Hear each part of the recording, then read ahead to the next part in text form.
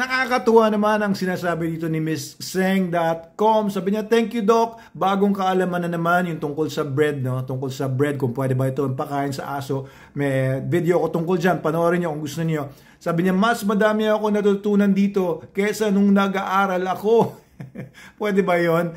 Pero kung totoo man na may napupulot kayo dito, guys, no? Kung meron kayo nakukuha ang kaalaman, no?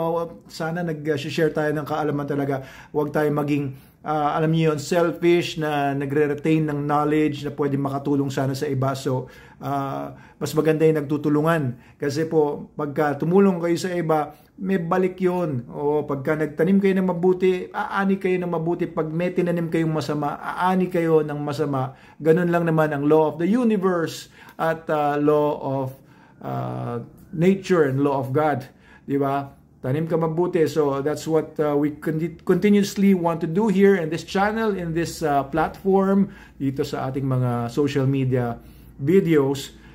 Makatulong sana kami. Kaya ano pang hinihintay nyo kung hindi pa kayo nagpa-follow? Alam niyo maraming nanonood ng mga videos natin. Hindi naman sila followers. So please, kung hindi pa kayo nag-follow or nag-subscribe sa ating channel, please consider to do so para po yung algorithm mas i-share pa yung mga videos natin sa iba. Kasi yung iba hindi naman alam na meron palang ganitong channel tapos namamalaya na lang nila. Meron palang ganito.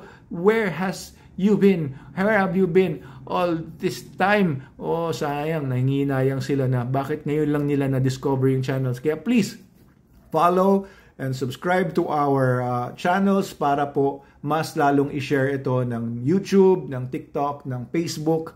Mag-comment po kayo sa baba kung talagang na-appreciate ninyo yung mga natututunan nyo dito and kung ano po yung napulot po ninyo. Pakisuyo po if you have time na ilagay niyo po sa comment section sa baba kung ano yung mga specific things na na-appreciate nyo about this channel, about our videos. So thank you po, Ma'am Seng.com, and to all those who appreciate and express their appreciation for what we do here sa Meta Animals page, Manalo Canine. Mabuhay po ang mga mag-aaso, maghahayop na Pilipino at mga Pilipino, mga Pinoy, mga Pinay. Ayan po.